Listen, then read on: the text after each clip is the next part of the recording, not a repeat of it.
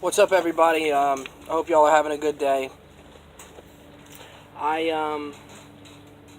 I want to explain exactly what it is to be a target individual, and I want to voice my opinion on why I think that I'm targeted, or the reasons possibly that I could have been targeted, or um, uh, potentially the outcome that could happen to you if you choose to do the same things that I have done.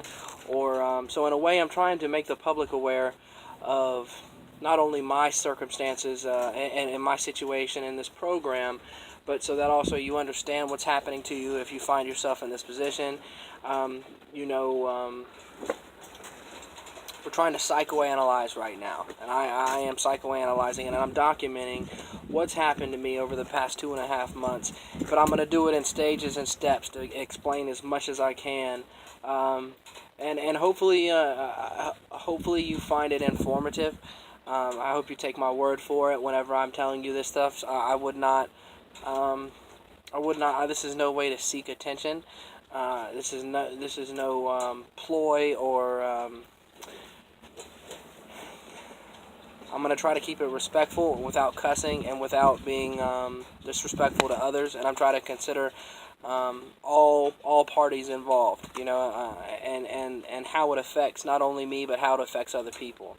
So the first question I think that you should ask if you find yourself in a situation where you're hearing voices that are telling you to do the correct thing, or that are cognitively correcting you or behaviorally modifying you, if you feel like you're under a program of quote-unquote mind control, and you feel like you're a targeted individual, the first question I think after 2.5 months that I really feel like is the most important question is, why was I targeted? Why were you targeted? And what can you do to avoid being in this uncomfortable situation, although profound? Okay, so I've got me a piece of paper. I'm going to try to stick to a script a little bit more than just ad-lib it, and we're going to go through these in several different videos, and I'm going to try to keep you updated in a lot more organized fashion. Okay, so the first question for targeted individuals that you need to ask yourself is why are we targeted? Okay, and the 3 bullets that I've got down here are criminal behavior. If you have been charged with a felony, or if you have been charged with some serious type of crime that now you are on the government's radar, then I think that you are potentially a candidate for this type of cognitive correction. All right. Also, if even if you're charged, like you don't have to be convicted in order to begin this introspection, in order to begin this program, or to be put on this list of someone that needs 24-hour surveillance for the protection of the public, or for the protection of yourself, or it's mostly about the protection of the public, I feel like. But that is the most important. This is the most important question, to identify why were you targeted, right? Why is this happening to you? Why is this happening to me? And why it's important is because in order for the program to work for you, you have to seek a resolution to it, right?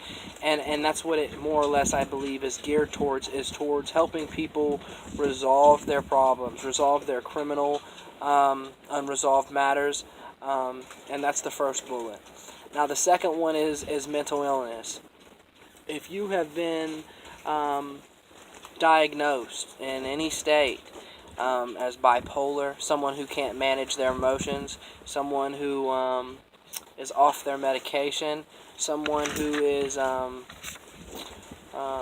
schizophrenic, someone who suffers from any serious mental illness that you possibly could endanger the public, then I think that warrants this program, so to speak. Even though I think there's a gray area in the law because it's such new technology, and it's beyond my control. It's beyond our government's control, so to speak, because I think that this is a very, very secret group that are dedicated to keeping the public safe, but it goes about it in such a way that it catches a lot of scrutiny from the people that are targeted, and that's because they are embarrassed and they are scared. They are scared about someone else in their mind. They are scared about losing control of their freedoms, which they take advantage of. They are scared of being truthful with themselves and the public about what they've done, and at the end of the day, I can't be afraid of what I've done anymore. I have to own my mistakes. I have to own the responsibility. I have to accept some accountability and credibility to the reason that I am here. And I think that the criminal behavior and the mental illnesses, I fit both categories because I have been committed at least one hospital. That's embarrassing to say, but it is the truth. If you do drugs and you overdose and you end up in a hospital, and then you get involuntary committed, then you are now on a list of somebody that is a danger to themselves but also a danger to the public. If you commit a crime that is violent, or if you commit a crime that is your potential to repeat crimes, I don't have the percentage, but I know if once you do it once, it's easier to do it the second time.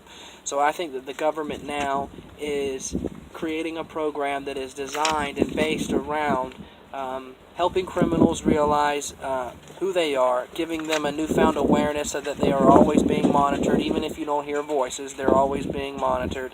And that the technology is now in place to where it's guaranteeing a change of a abused conscience. It's changing our line of thinking so that way it makes you more aware. It makes you more aware. It creates paranoia about breaking the law. It creates paranoia about even lying to yourself. It demands that you look at things in the correct perspective. And then the last category, which I can't really comment on, or I don't know a whole lot about random selection, but that could be possible. I see targeted individuals online that don't appear to have any felony convictions, or don't talk about anything that they've done wrong. They just talk about the negative aspects of the experience of it all, and that they feel taken advantage of and everything else like that. And I'd kind of like to steer away from blaming others, and I'd like to kind of like hone in on why this has happened to me, and this has happened to me for a reason. And if it's happened to me for a reason, then it's a reason that I need to correct. It's happened to me for a reason that I need to rectify. There's a debt that needs to be paid, and there is a cost to somebody monitoring me 24/7, and that debt is really on my mind. And I do feel special in the sense that I've been given a flashlight in the darkness of my own mind, right? I have been given a opportunity to be honest with myself, and even if it hurts me in the long run, I have been given an opportunity to clear my conscience and to do the right thing and give a voice to the truth. And that's what I'd like to do. As many others as I see that say the wrong things about the good people that are helping us, and maybe others are not going to like that. They're not going to like that at all. They're going to think you're going with it. You become adapted to the program. You're playing right into their hands. And what other way would you bring about peace in your own mind other than telling the truth? When can telling the truth ever be wrong?